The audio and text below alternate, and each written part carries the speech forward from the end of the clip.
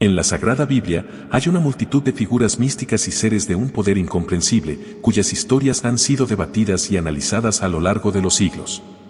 Entre ellos destaca un ángel particularmente enigmático, cuya presencia en las Escrituras ha intrigado a creyentes y estudiosos por igual. Este ángel no es tan conocido como otros, pero su papel en la narrativa bíblica es significativo y su descripción, profundamente impactante. También encontramos referencias a seres poderosos que han sido contemplados y debatidos durante siglos. Por ejemplo, en el libro de Daniel se menciona al príncipe de Persia, un ser espiritual que se enfrentó al arcángel Miguel y a otro ángel. Esta batalla celestial es parte de una profecía compleja que revela la existencia de una jerarquía espiritual y de conflictos más allá de la comprensión humana. Además, en los Evangelios, se relata la historia de Jesús exorcizando a un hombre poseído por una legión de demonios, demostrando su autoridad sobre los seres espirituales malignos. Sin embargo, hay un ser en particular, descrito por el apóstol Juan, que destaca por su naturaleza aterradora y misteriosa. Este ser está profetizado para aparecer en el futuro, y su llegada está asociada con eventos de gran angustia y tribulación. La descripción que Juan nos ofrece de este ser es vívida y perturbadora, evocando imágenes de pesadillas, dolor y tortura. La apariencia misma de este ser es tan aterradora que infunde miedo, y puede causar una profunda miseria a aquellos que escuchan hablar de él. Su presencia es sinónimo de dolor y angustia. Este ser, cuya llegada está profetizada, plantea preguntas significativas. ¿Intervendrán el arcángel Miguel o Jesucristo para combatir a esta entidad? ¿O permitirá Dios que este poderoso ser actúe libremente? Estas preguntas reflejan la naturaleza enigmática y a menudo incomprensible de las profecías bíblicas.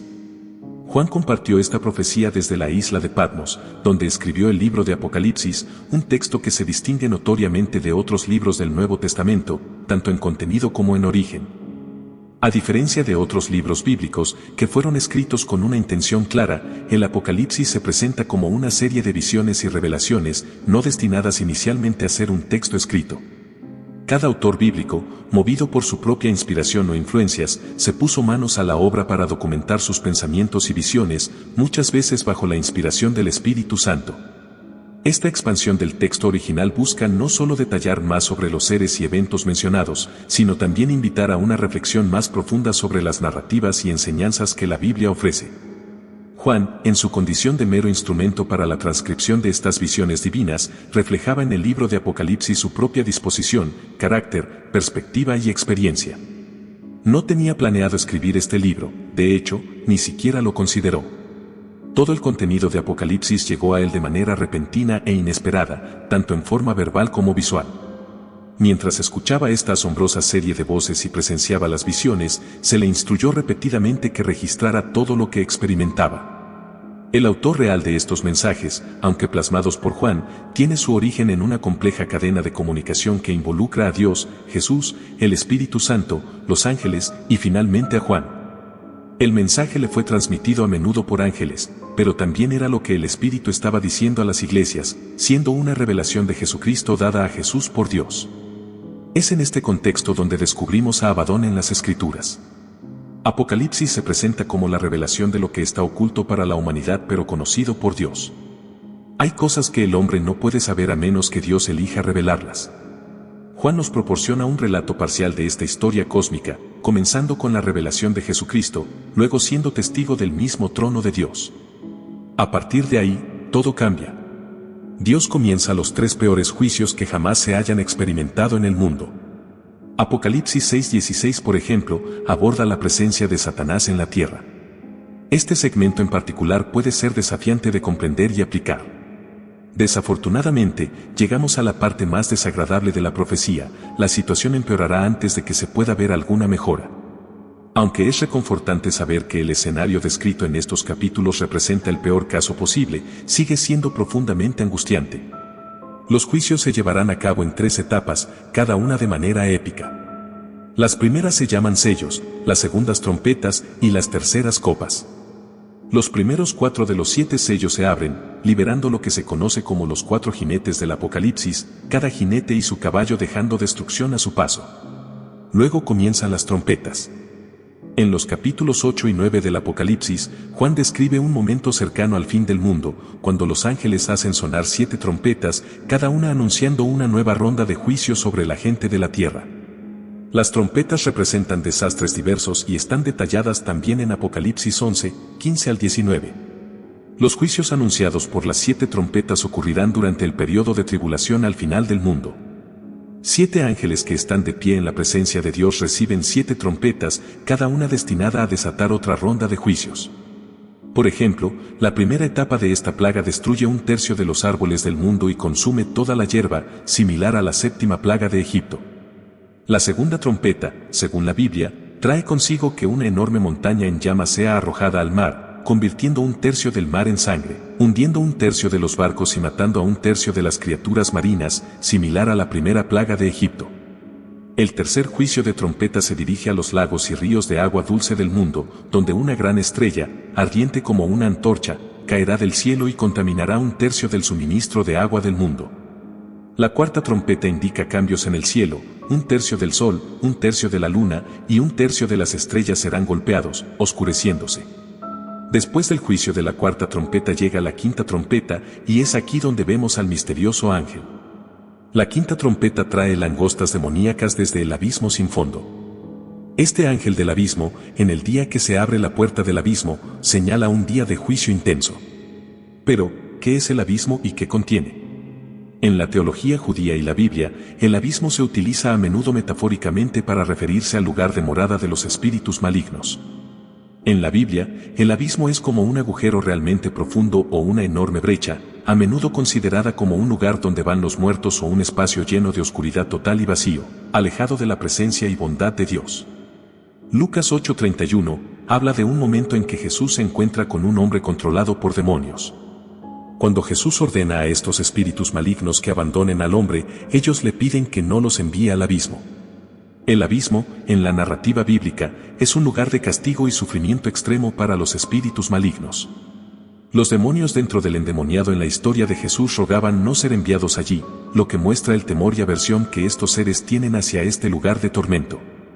La apertura del abismo, un evento crucial en el libro de Apocalipsis, es precedida por una serie de acontecimientos significativos. La apertura comienza con una llave, simbolizando poder y autoridad. Apocalipsis 9:1 habla de una estrella caída del cielo a la tierra, a la que se le da la llave del pozo sin fondo. Esta estrella, interpretada en este contexto como un ángel, tiene la autoridad para desbloquear el abismo.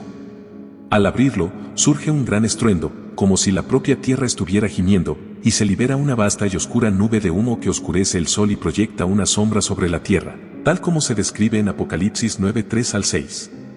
De este humo emergen langostas que reciben el poder de dañar a los humanos, pero no a la vegetación. Solo pueden atormentar a aquellos que no tienen el sello de Dios en sus frentes. El tormento que infligen dura 5 meses, y es tan doloroso como la picadura de un escorpión. Durante este tiempo, las personas buscarán la muerte, pero no la encontrarán, reflejando un estado de desesperación y sufrimiento extremo. Estas langostas son una representación de hordas demoníacas desatadas sobre la tierra, una manifestación física de los juicios divinos. Aquellos marcados con el sello de Dios están protegidos, pero los demás sufren bajo esta condena ineludible. El propósito detrás de este castigo es impulsar a la humanidad al arrepentimiento, pero según Apocalipsis 9:20 y 21, muchos no se arrepienten de sus pecados y continúan adorando ídolos y practicando acciones malvadas. La estrella que abre el abismo desencadena una plaga de langostas demoníacas que se asemejan a caballos preparados para la batalla, como se describe en Apocalipsis 9:7.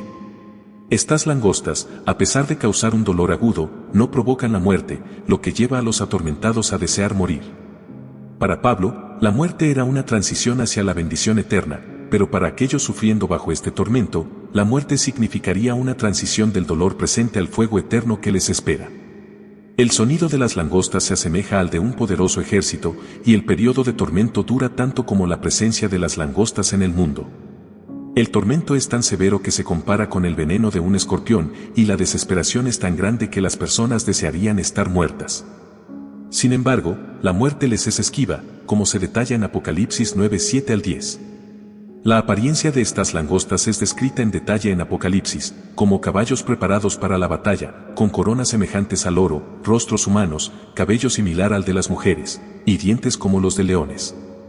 Estas descripciones simbólicas reflejan la naturaleza aterradora y sobrenatural de estos seres y el inmenso sufrimiento que son capaces de infligir.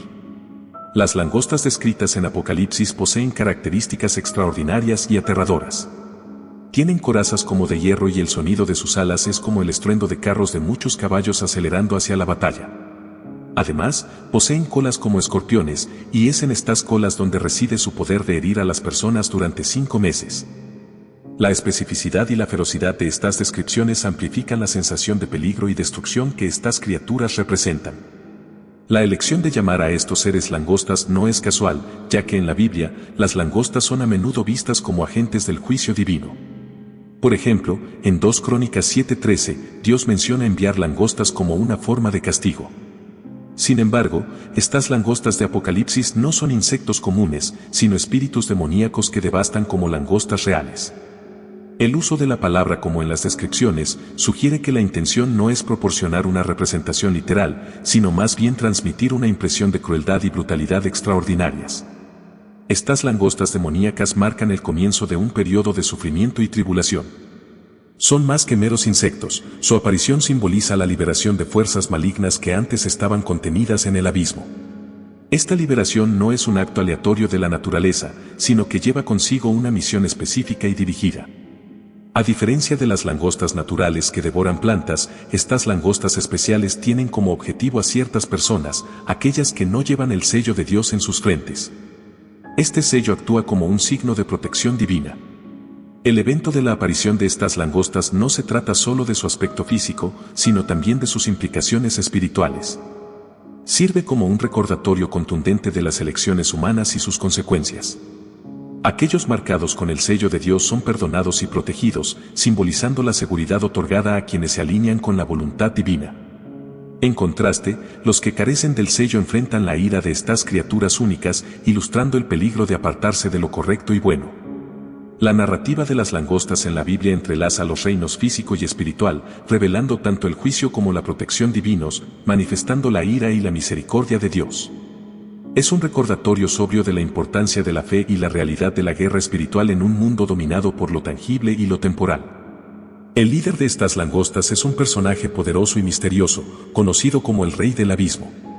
En Apocalipsis 9:11, se le identifica como el ángel del abismo, llamado Abadón en hebreo y Apolión en griego, ambos nombres significando destructor. Este rey es un contraste a las langostas naturales, que según Proverbios 30:27, no tienen rey y avanzan en filas. Su existencia indica que estas criaturas no son langostas ordinarias. El Rey del Abismo no es como los reyes terrenales, gobierna sobre un lugar de caos y miedos profundos. Su nombre refleja su naturaleza, y su papel en el escenario celestial no solo destruye estructuras físicas, sino también ideales, esperanzas y los valores morales que sostienen a las sociedades. Con su llegada, comienza a desmoronarse la línea entre el caos y el mundo real. En el contexto más amplio de la Biblia, el Rey del Abismo contrasta con los temas de creación, orden y salvación que fluyen a través de las Escrituras.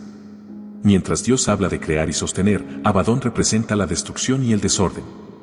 Este contraste subraya la lucha entre el bien y el mal, y el papel crucial de la fe y la elección en la confrontación de estas fuerzas opuestas. El papel de Abadón en el libro de Apocalipsis es crucial, simbolizando la inminencia del juicio final. Esta figura nos recuerda que aunque el poder terrenal puede parecer dominante, es efímero, y finalmente, el justo juicio de Dios prevalecerá sobre todo. Las langostas que él gobierna son también altamente simbólicas. En la Biblia, las langostas son vistas como instrumentos de la ira divina, agentes de destrucción que consumen y devastan, como se ve en las plagas de Egipto en el Éxodo. El Rey del Abismo, liderando este enjambre, representa una fuerza de juicio poderosa e inevitable.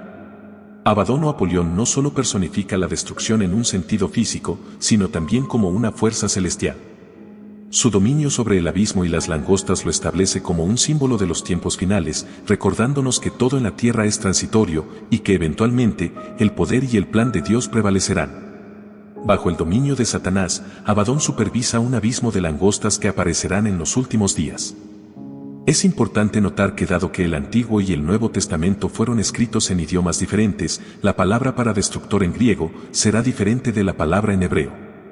Aunque solo vemos a Abadón en la segunda mitad de la Biblia, en Apocalipsis 9:1, 5 versículos en el Antiguo Testamento usan la palabra Abadón, que parece significar destrucción. En el Antiguo Testamento, Abadón se vincula con la muerte y el reino de los muertos, como se lee en Job 31:12 y en el Salmo 88:11. Por tanto, es equivalente a Hades, el reino de los muertos personificado, sobre el cual Dios y Cristo tienen control último. Juan podría estar adaptando el título de Abadón para enfatizar su punto en Apocalipsis. Algunos sugieren que este título también pretende ridiculizar a Apolo, el dios arquero, cuyo emblema eran las langostas, indicando que el mal, encabezado por Abadón, está en contra de nosotros, como se refleja en Juan 10:10. Los demonios en la Biblia son entidades que se oponen a la supremacía de Dios, buscando llevar a cabo su rebelión impía influenciando a las personas a vivir de maneras que contradicen las intenciones declaradas por Dios. Aunque inmutables e inmortales, no poseen omnisciencia, y la extensión de su poder está limitada por las concesiones hechas por Dios. Es crucial recordar que Dios está en control. Nuestro Padre Celestial no es el destructor, pero permite esta destrucción como parte de su justo juicio. Dios utiliza a Abadón para llevar a cabo la destrucción, mientras que Satanás, siendo malvado y poderoso, no posee todo el poder. Abadón no tiene un control total sobre los demonios del infierno. Las langostas del abismo, como se describe en Apocalipsis 9:4, tienen instrucciones específicas, no dañar la vegetación, sino solo a las personas que no tienen el sello de propiedad y protección de Dios en sus frentes. Incluso entonces, solo pueden torturar a sus víctimas, no matarlas. Este límite en su capacidad de daño muestra que incluso en su máxima virulencia, el destructor no puede escapar del control de Dios. Abadón no destruirá a todas las personas, según el libro de Apocalipsis, cada persona recibirá la marca de Dios o la marca de la bestia, y aquellos con fe y el sello de Dios estarán protegidos en medio del caos. La fe sólida actúa como un baluarte contra los males que surgen del abismo.